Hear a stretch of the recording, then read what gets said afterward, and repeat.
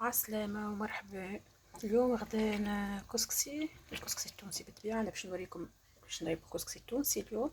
عندي هذا الجزر، عندي الخردل، عندي الحمص واللحم والزيت وطماطم معجونة وكعبتين صغار بصل ولا كعبة كبيرة شوية بصل نقطعوها طريفات صغار، السفنارية كيف كيف نقطعو ننظفوها، ننظفو الخردل متاعنا نغسلوهم مليح ونقسموهم، ولا كي يكونوا ماهمش خشان برشا كيما هكا نخلوه ميزاش حتى كعبة كاملة، ولا نقسمهم على اثنين كيما تحب انت واختيارك، اختياري يعني انت كيفاش تحب تعمل.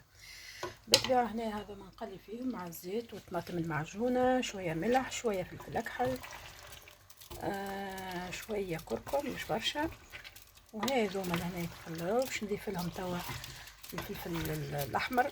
بالطبيعة انتو تعرفوا احنا ناكلو الكسكسي مش حار ولكن اوكي مقبول. باش نضيف الفلفل الاحمر نتاعي بعد ما قلينا الطماطم مع شويه الخضره هذوما، ونقلو ونضيفوا الفلفل الاحمر نتاعنا. هذا نغرف الفلفل الاحمر انتو تشوف فيه برشا مش برشا، راه ماهوش حار برشا زيد الفلفل ماهوش بارد. هذه نضيف الفلفل هكا باش نصب الماء ونخلي هذوما يطيبوا على رواحهم سويعه هكاكا. بعد نبدو نفورو الكسكسي بتاعنا، بعد ساعة ما يجيبوا باش يجيب اللحم وكسب الناري باش نضيفو. بالطبيعة هنا عندنا الخال، عندي شو اسمه القراع الاخضر هذا والدنجال سخيني وبرجينة. وبعد ما يجيبوا هذوما شوية السنارة تحب شوية تعب كسب الناري باش نصب الماء نطفي.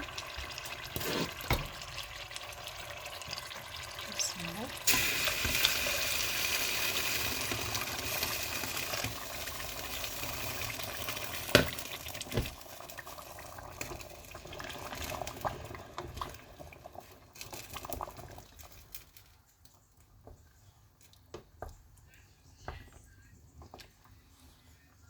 تعرفوا احنا التوانسة كسكسينا يجي لازم يجي ميدوم، يجي ميدوم شوية باش يكون احمر ما يكونش. اوكي توا باش نخلو المرقة بتاعنا تطيب في عقلها. اللحم منا باش يزم يطيب مع السفنارية، وكيف ما قلت لكم بعد سويعة نضيفو شو اسمه القراع عنا، القراع الاخضر هذا الدنجال. طبعا الدنجال ثم انواع بتاع الدنجال، ما حبيت هذا اليوم اخترت هذا. كعبتين القراع وثلاثة كعبات دنجال، بعد ما يحضر كسكسينا تو نوريه لكم ان شاء الله. باش نحضر نفور الكسكسي وبعد ما يطيب نوريكم كسكسي اليوم. يلا باي باي بسلامة، بعدين نوريكم الكسكسي كي يحضر. يلا باي باي.